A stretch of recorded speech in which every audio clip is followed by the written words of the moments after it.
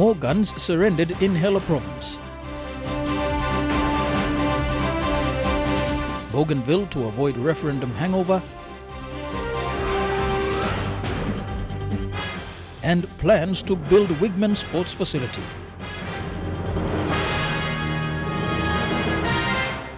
This is National EMTV News with Mary Bartolo. A very good evening. Thank you for joining us for Sunday's news. The call-out operation is progressing in Hela Province with another notorious warlord surrendering his guns. Gigita warlord Buka Miape surrendered more than 15 homemade guns with 2 high-powered factory-made weapons. He called on his enemies to do the same. Buka Miape and his community walked the streets of Tarrytown yesterday under the escort of joint forces to surrender their guns. Over 10 homemade guns were surrendered with 2 high-powered rifles. This is the 3rd gun surrender program so far since the call-out was launched 3 weeks ago. Hela Governor Francis Potape says a program will be drafted for its LLGs to surrender before the gun amnesty ends. This gun surrender, you mean not make him lick. Gun surrender for TV must be one day. Gun surrender for Julio LLG 1 day. Gun surrender for Tagalil LLG 1 day.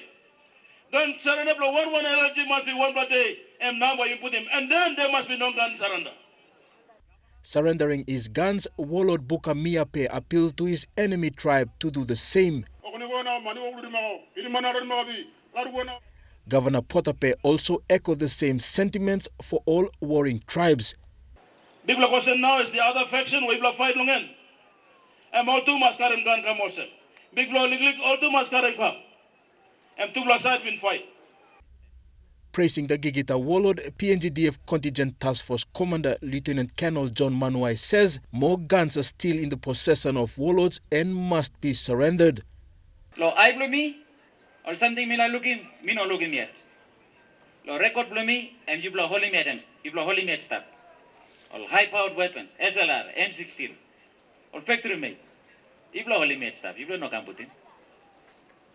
So just like challenge. All weapons seized will be recorded by the joint forces, including names of those who surrendered, and will be destroyed a day before the gun moratorium ends. Come, you should give him, you're a free man. But after the period 28, Nakapani come, police army company can't stop the way and you now. Jack Lapave Jr., National EMTV News. Secretary for the Department of Referendum in the autonomous Bougainville government, James Tanis, says they are working hard to ensure Bougainville does not suffer from referendum hangover. The former ABG president says they are mindful of what other countries have gone through during and after a referendum process and hopes that this will not be the case for the autonomous region.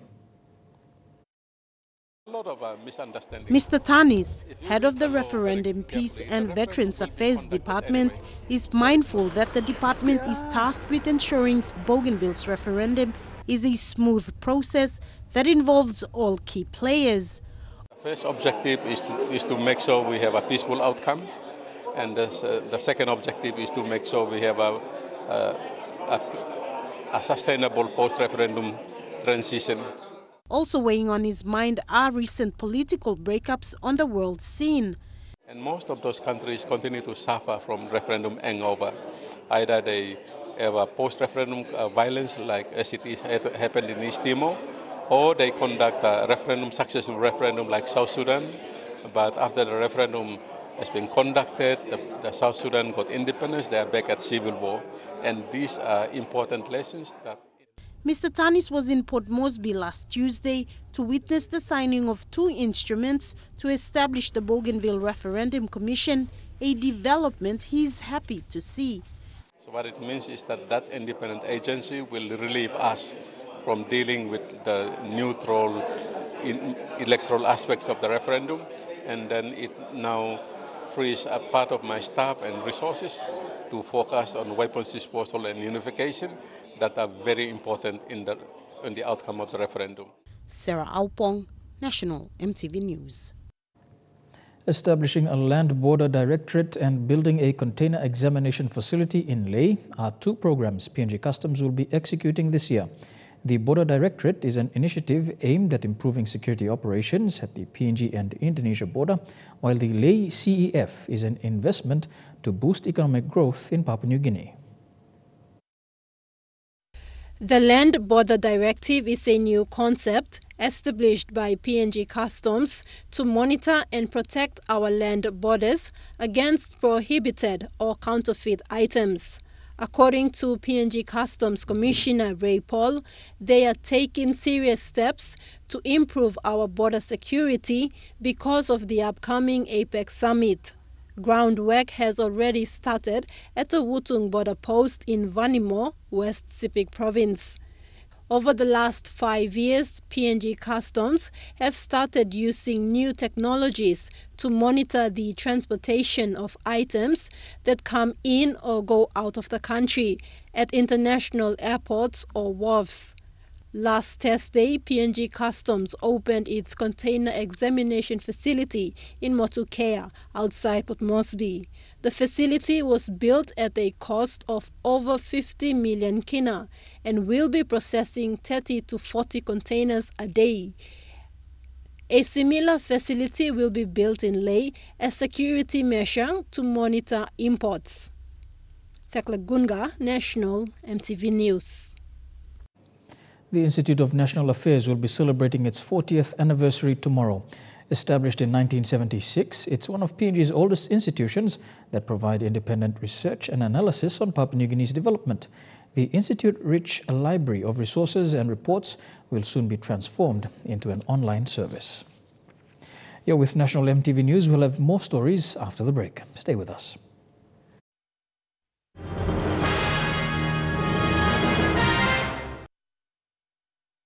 Welcome back to the news. For most schools, the 2017 academic year kicks off tomorrow. All classes for elementary, primary and secondary schools in Papua New Guinea are expected to start at 8 o'clock tomorrow morning. However, there are still some uncertainties on whether parents will pay the fees or the cost will be met by the national government through the tuition fee-free policy. The first day of school is an exciting time for many students. Teachers have commenced duties last week and are preparing to meet their students tomorrow. But it is still not clear for some parents who will meet their children's fees.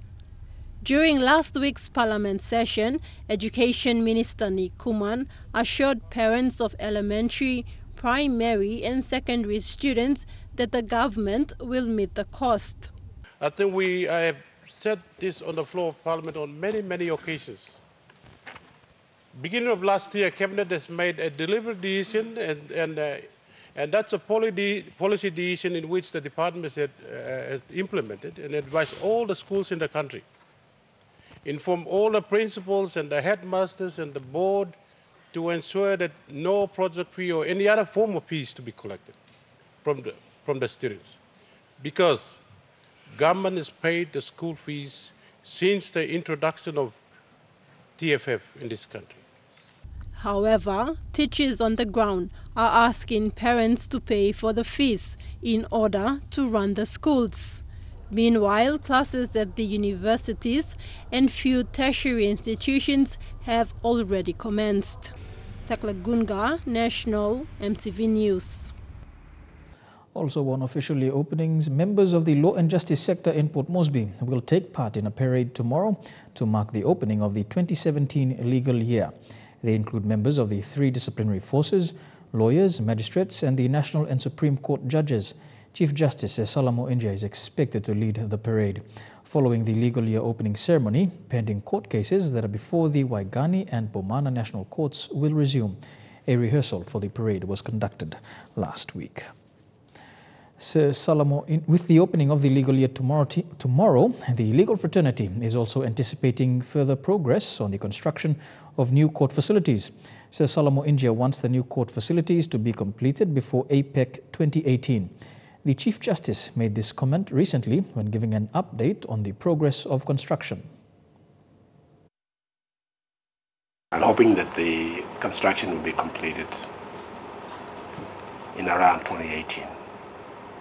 Although the government budget projections are for the building to be completed in around 2020, but I will be making a submission to the government to shorten that period. The groundbreaking ceremony for the new National Supreme and Appeals Court wing was done this time 2 years ago. Back then, construction was planned to end this year. Construction will involve the construction of a new wing at a cost of 427 million. And the balance will be for to upgrade the existing court building, to bring it to standard with the new building. Last year, the government approved and released 80 million kina for the first phase. Sir Salomo says currently construction companies are mobilizing to start construction. So it'll take January and February to put the team on the ground to commence the construction in March. Meanwhile, new court facilities for the commuter courts are already in use. Merlin Diaukatam, National EMTV News. To news abroad, there are growing protests at airports across America due to US President Trump's travel ban affecting immigration from 7 Muslim-majority countries. The ban means millions of people are not allowed to travel to the US. This leaves in limbo thousands of others, the saddest being refugees, one of whom gives her account. Dalal and her husband Yazidis were in Sinjar when ISIS stormed through the area on a killing and kidnapping rampage. They barely escaped. For them, that was the end of any notion that they could build a future in Iraq.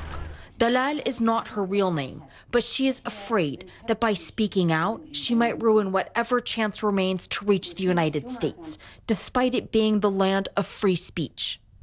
My dream was to go to America because it's the strongest country in the world. We feel that it's safe.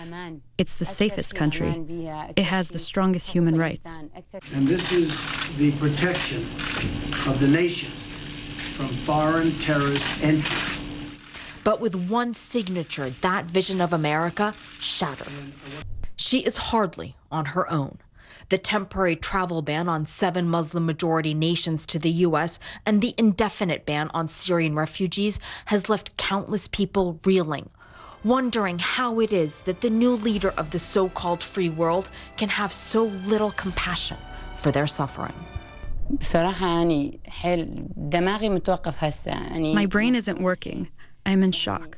If I think of something, I start to cry. But because I had small dreams, and I could make them come true there, and I could be safe. What's your message right now to President Trump? My message is that we don't hate President Trump. We don't hate anyone. We love the American people. Have mercy. We don't have mercy in our country. But mercy, even for those that have suffered the most, does not seem to be on Trump's America First agenda. Here with National EMTV News, more action from the Coca-Cola Epatas Cup here in the nation's capital and talks of a new Wigmen Sports Facility in Tari. All that in Trukai Sports after these messages.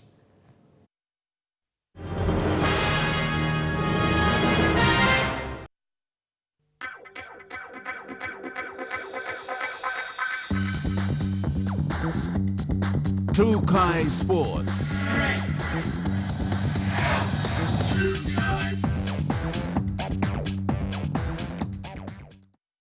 Welcome to Trukai Sports. The second round of the Coca-Cola Epatas Cup saw newcomers NBC Watchdogs take on Pomoroks in a very tough encounter. With over 24 teams participating in this year's Coca-Cola Epatas Cup, the NBC Watchdogs will now have 2 more rounds after defeating Pomoroks before the finals next week. Godwin Eki reports. It was a heated affair between NBC Watchdogs and Pomoroks as no time was wasted to protect boundaries as both teams tried to sneak into every possible gap. A few minutes into the first half and Pomoroks managed to scare the Dogs away with their first 4 points. And just before the halftime whistle, the Dogs came out with force chasing the Moroks to their try line, taking an easy try of 4 points with conversion unsuccessful. In the second half, both teams kept their speed and game tactics while managing to provide a strong defense line. Moroks came running back all buffed up and stepping on the Dogs to score their second try, bringing the score total to 10-4 in their favor. With only minutes remaining, the Dogs scored their second try, making the score even. Locked on the scoreboard, it was run for the money, but the newcomers, NBC Watchdogs, took an extra step forward to score their third and last try just seconds before the full-time whistle, leaving the score at Dogs leading with 14 points to Pomoruk's 10. First time don't take part late World Cup, and first game don't play first round. Pool one in C. So I'm now play now. People winning this grand final game. Me just how much try. And good nice game stage. All backs to work, back and all backs in Oxen Baltumas. But win through and come through all forwards. So I'm by me play look some next week. Saturday and Sunday me play two more round stuff. So two rounds me play and South me play make him. And now the weekend me play. Godwin Eki, National EMTV Sports. Still on Rugby League, the Hela provincial government has allocated 4 million kina to build a sporting facility for the Hela Wigmen Rugby Club. Governor Francis Potape says this is to have the Wigmen play home ground games in Tari. Governor Potape made this statement following the passing of the Hela 2017 budget. Almost 4 million kina down to pay for the land and to start building an infrastructure for Wigmen to be stationed here in the province. At the moment, they play out of Mendi, and I don't want that to happen. So we put in money down for Wigmen to play out of Atari. To Rugby Union, and the PNG Pukpuks went down fighting yesterday at the HSBC World Rugby 7 Series 2016-17 in Wellington. They got off to a bad start with a 12-0 loss to England. And even the second opponent, Team Kenya, had the win bagged right from the start. And by full time, Kenya defeated PNG with a massive scoreline of 47 points to 5. PNG's last match against Argentina saw a nerve-wracking first half as both teams played a try for a try, locked at 14-all at half-time. The Argentinians took the field in the second half with much more flair, and the tries came one after the other, all unanswered by the Pukpuks. By full time, Argentina won with a dismal 41 points to 14. The Pukpuks faced Samoa today and were defeated again with a final scoreline of 37 to 5. To tennis, and it was a family affair after last night's Australian Tennis Open title between Serena and Venus Williams, a competition Serena described as relaxed and fun. While Sister Venus tried playing her little sister on the court, win with expectations on either side of the court was even, but as determined as she was, Serena managed to outscore her sister to claim the Australian Open title, to claim her 7th Australian Open. I felt like I'm just here to have fun. They have met 3 times in a finals before. This time, Serena described it as a comfortable meet. While taking straight sets, Serena still had her game face, despite playing against her elder sister Venus for the top spot, where she managed to get 6-4, 6-4. A 23rd Grand Slam title with straight sets victory. It's 23 Grand Slam titles, 7 here in Melbourne. This win is Serena's 7th Australian Open title to retain her world #1 ranking, while sister Venus was the runner-up. I really would like to take this moment to congratulate Venus. She's an amazing person.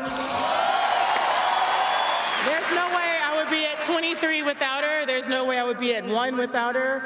There's no way I would have anything without her. She's my inspiration. Meanwhile, in the men's Open competition tonight, we'll see a good throwback between Federer and Nadal, who holds a 23-11 head-to-head record, with the game to start at 6:30 Australian Eastern.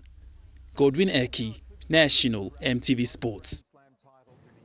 And that is all for Trukai Sports. Up next, the weather details for the next 24 hours.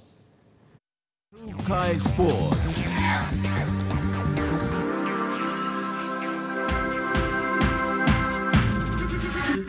Trukai Sports. The weather details are proudly brought to you by Dulux Weather Shield. Worth doing with Dulux.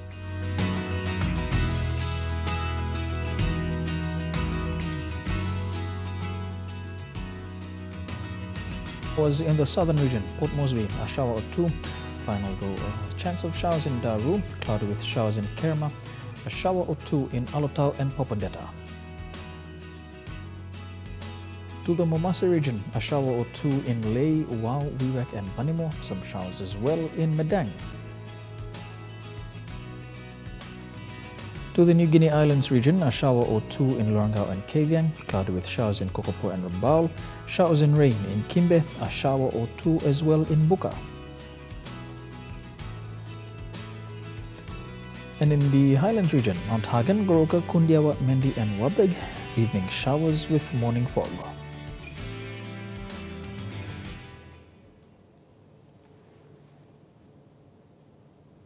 The weather details are proudly brought to you by Dulux Weather Shield, with doing with Dulux.